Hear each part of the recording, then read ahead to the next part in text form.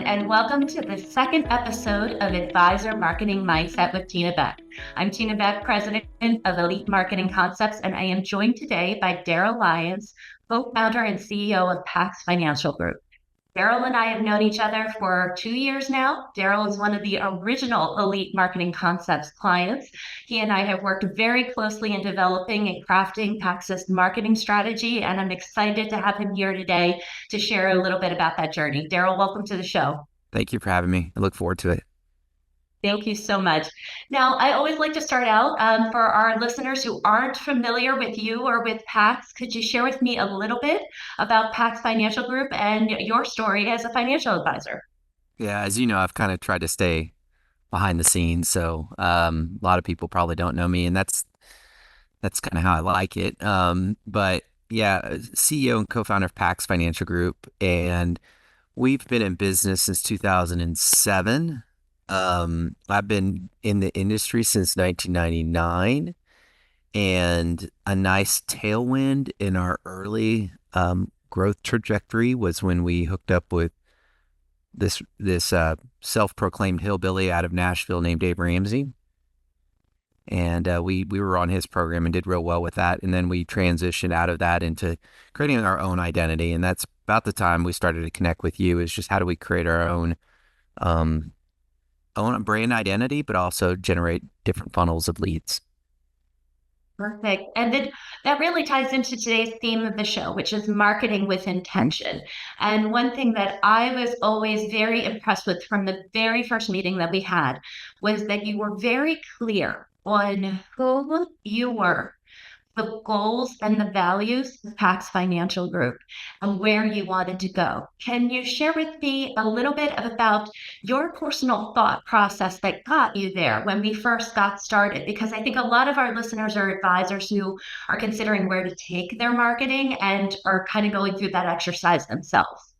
Yeah, I mean, it comes down to being authentic. And so one of the things that defines me is my faith. And I kind of kept my faith separate from my business. And I felt disingenuous in a lot of ways. And I had a reservation because the idea of putting a fish on a card as a plumber and then end up taking advantage of a little old lady really disgusted me. So I always wanted to keep business and my personal convictions separate. But as I navigated away from Ramsey and trying to find our identity, the best place to find our identity was in the convictions of leadership. And so I had deep convictions there. And so it wasn't difficult to express that. I think more importantly, it wasn't, once it's defined who I am, what I believe in, what's important to me, my convictions, my values, then finding the tactics to be able to express that is a journey of ebb and flows. But I think we've come a long way. In terms of your client base, so and one thing I coach very frequently on, and you know this in our weekly marketing sessions, is taking who you are as an advisor and then aligning that with the ideal client. In terms of PAX Financial Group, yourself, and kind of the journey that we've been on with marketing, how has identifying that ideal client and the aspects of that client have redefined and defined the marketing strategies that we use? Yeah, I think it's been an interesting journey because you have multiple platforms to consider, but we've honed in on a few areas that we think that our voice resonates with people. In this marketplace, as you've attested to, it's really hard to stand out. And so generally niching out a little bit more than what we're comfortable with has been the direction that has really been most successful. And so that may mean excluding some people. It's kind of that Michelangelo chipping away at David kind of thing. And so when we have kind of wrestled with who are we targeting, we've defined, as the marketplace has defined recent retirees, or about to retire, within 5 years, because they tend to have the assets and the complexity and need some help. And then we've also looked at business owners, and now we're even expanding it to a broader group, but really been very intentional about meeting them where they're at and various avenues. We have 2 podcasts now. We've had multiple expressions of marketing campaigns. Our video series, we've got a ton of video going out there. and we think deeply about what resonates with that audience, knowing that there'll be some people that may either be repulsed or may not find it to be very attractive, and that is okay. And so, we've defined it a little bit more than probably most, and I think that's led to success more than anything. When this is a question you didn't know was coming, but you kind of got my gears turning in my head, and I want to share with our listeners. In terms of the clients that we work with at Elite Marketing Concepts, I will brag on Darryl a little bit here. He is one of the most prolific participants in content production. As he just mentioned, he puts out 2 podcasts. He also is very active in media relations interviews and being pretty much up for sharing his knowledge and his thought leadership. He has written multiple books and is highly collaborative in giving intelligence away to individuals before they even become a client. I personally find that to be a remarkable tool in terms of driving the needle forward in marketing. But Darryl, I'd love you to share your thoughts as well on how that content creation has really created a massive shift in the marketing. Yeah, I started out saying I don't like to get out there, but I typically I don't find it necessary to be visible in the industry necessarily, but I do like to be visible in our community, geographic community. And I think of community as a group of common people that have commonalities, common values that tend to communicate with each other. In those communities, I tend to produce a lot of content. I believe this economy is a know, like, trust economy. People have to know you, like you, and trust you. We used to, in the 80s and 90s, be an industry where we had the information and that was the value add. Now the information is a commodity, so anybody can have the information. So we have to express to the community that we can be trusted and that we can use good judgment. And that just takes a long time to do. And it takes a lot of iterations because you're competing for eyes with a lot of reels. And so it's very clear right now that in order to win in this economy, you have to have a reputation and a brand. The challenge with that is oftentimes where we think in our kind of old school mentality, and a lot of us, that when we do some marketing, that it generates a lead, and we have to start measuring that. Okay, for every dollar I spend, every lead I get. But in this know, like, trust economy, it's quite different, and you may spend several years and not see a direct ROI, and we have to be comfortable with that, knowing that this is a different type of economy where people will find us through all the various avenues, as long as we're going out there and expressing a consistent message that leads people to say, I trust them, and their judgment, the way they think about things, aligns with my values. And that's what we try to communicate. And biased, of course, because I get to work on these programs with you every day. But I do think it's exceptional how PAX aligns who the firm is and who the advisors are with the outreach that they do within the space. And another area where I feel like there are things you do to differentiate yourself as an advisor that some advisors, I think, shy away from is you invest in marketing technology. I mean, invest in the thought leadership, like myself and the team at Elite Marketing Concepts, but you also, behind the scenes, make sure that you have the optimal publishing platforms, SEO platforms, website development, podcast production, operating the machine so that growth continues. So, I don't know if you have any thoughts you want to share on that, but it's something that I have found really remarkable and at the forefront of where advisors really need to be in terms of how they approach their marketing. Yeah, I think it's a good point. I think it starts with having a budget for marketing. I think advisors really don't have a good enough budget. And whether you call that greed or whatever else, I think there's enough bandwidth in our business to put some money in budget. And I'm talking about like 1%, 1 or 2%. I'm talking about a material amount. You can use benchmarking studies and see that those firms that are winning, what they're putting in, and do an expression of that. And then once that budget's established, then building out the team internally, those people that can help support you, because Janice and Christy, they fill in a lot of gaps where maybe the technology pieces that we're integrating I'm not proficient in them, so they are able to do the heavy lifting with some of the technology pieces. And then the wonderful relationship with you guys allows me to keep those technology pieces accountable if for some reason they're not doing their job, because I don't really know how to hold these vendors accountable because I don't have a point of reference. And so you having points of references to be able to benchmark against your experiences with other technology providers keeps our vendors that we have in place and our marketing team honest. And if they're falling short, then we'll be able to wrestle with that. So that's kind of how that whole system works. And it really starts with, having that good budget in place. Also think you touched on a really important topic. It also starts with very good leadership.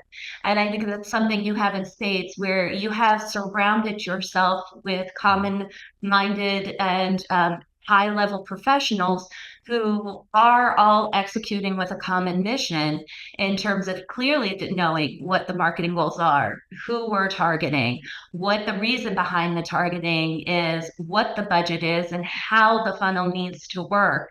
And because you have put that out there, I think that's another reason why it's working so well. But if you want to comment just on some of the leadership style and how you even train yourself, because I think for people who are listening, who even if you're a solo practitioner, leadership, self-leadership, team leadership, leading your clients is really important, not just in marketing, but every aspect of your business. Yeah, it's a great point. Leadership is often, can be overused, but I think there's still a vacuum in the marketplace for leadership. And so, I was telling somebody over lunch today, I said, I've really studied leadership a lot.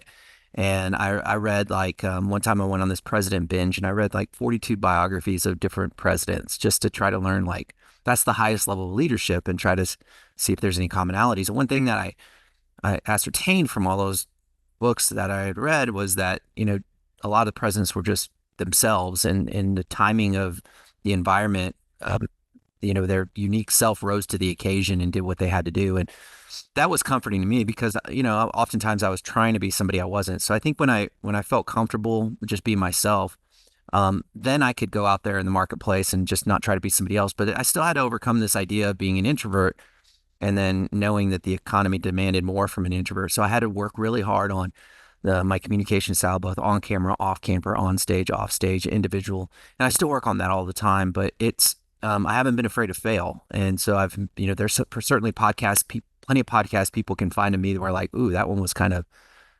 bad. I've got plenty of them out there, but I wasn't really afraid to fail. I thought, I just do it anyways. Now, what's cool about today's production is there's a degree of professionalism that exists, but then there's also this degree of authenticity that exists. So, as production is coming out there more often, you just see this vacillation in you want it to be really tight professionally, but not too tight because then you look cold and then not too cheesy. And so I like that marketplace because it allows me to just kind of express myself in a way that people can relate to. Authenticity in the messages we convey, I find is so important in marketing. You want to be the same person on camera on a podcast as you are on a phone call with a client or a colleague, as you are in the reading materials that they might have.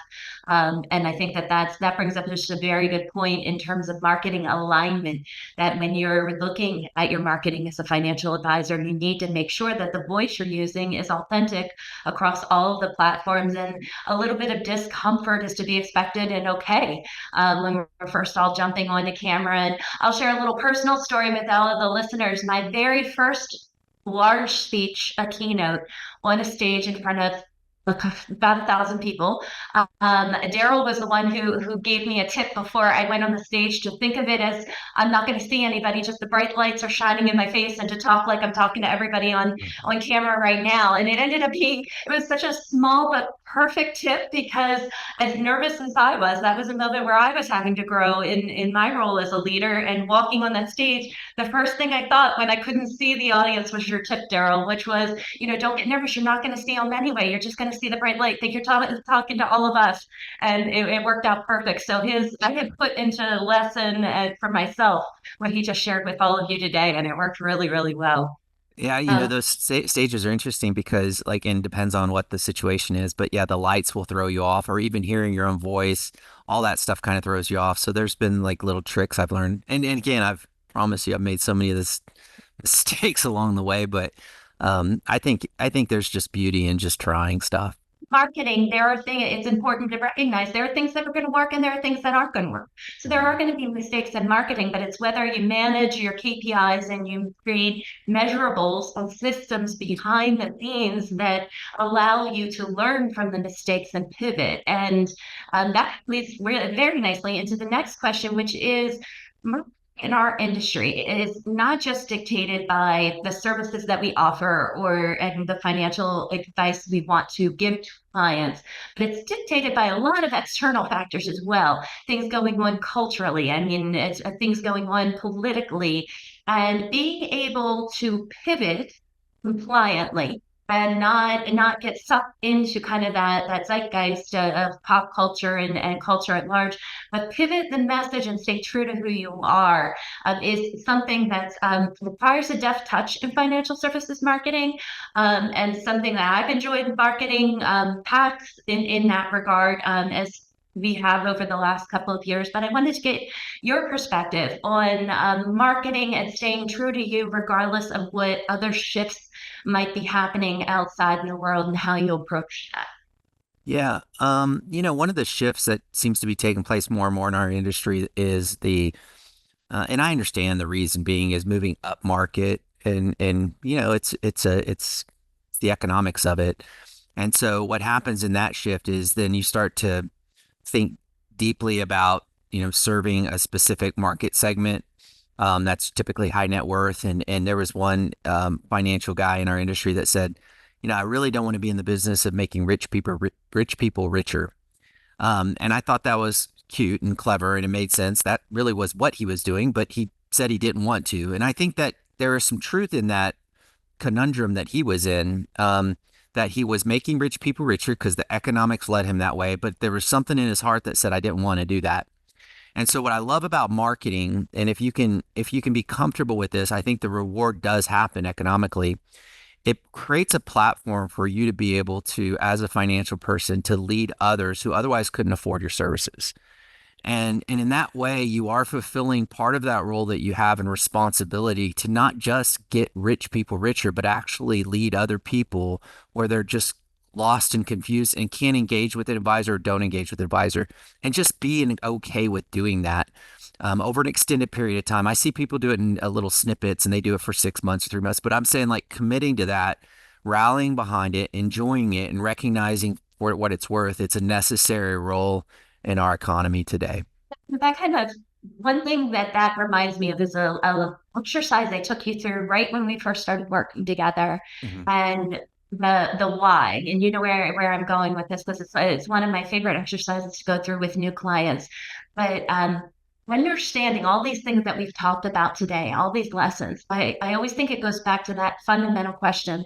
I ask everybody who I'm going to be collaborating with, and I'd actually like to pose, even though I think I know after all this time how you're going to answer it, but I'd like all of our listeners to hear this question. And as you reflect on the podcast today, ask yourself this question and use it as the central guiding post of your marketing, because it's at the heart of marketing with intention. And Darryl, that is, what is your why as a Mhm. financial professional? Well, I have a personal mission statement to help others believe in a bigger life. And, that extends to, the financial considerations. And almost every production piece I do, I always finish with the same phrase, which is think different when you think long term. And so I think that is rooted in my childhood where we didn't have money. And I just really felt, and my whole family felt, it was the end of the world, for many years because we couldn't afford things. And what I didn't realize is what God was doing long term. And for me to be where I'm at today, to be able to walk alongside of people was only a byproduct of me having those experiences, being able to empathize with people who are really deeply struggling. So the idea of helping people kind of see this bigger picture, this long-term picture, which sometimes generationally and sometimes supernaturally, I don't always know that context, but I do have conviction that navigating through these money challenges in such a way that we perceive things not in the microcosm of the pain that exists today, which often it does, and it's very real, but also be able to just recognize that there's a long-term thing happening too, and just trying to navigate through that, and then also make decisions that are long-term in nature, whether it's starting a business or going to college. And really that is my big why, is to help people kind of perceive those money challenges from a different worldview so that they can take hold of the life that is truly life. It's one of the things that makes it a privilege to work for you every single day. And I want to thank you for being here on the show today and peeling back the curtain on yourself and PAX Financial Group. You are very private about it, so I consider it a huge honor and compliment that you were willing to share your thoughts and your leadership and that purpose with our listeners and let them see what purpose and intention when you approach marketing can do for a practice. If anybody wants to learn more about PAX Financial Group or you, Darryl, where should they go for more information? Yeah, PAX Financial Group's a great place to go. LinkedIn is a good place to connect with me. So those are a couple avenues. Of course, you can check out the Retire in Texas podcast and kind of get an idea of the messaging and what we do there. Wonderful. Well, thank you again for joining us, and to everybody listening, thank you for being here today. We look forward to having you participate in our next episode, and drop your comments below if you have any questions. Thank you. Thanks, Tina.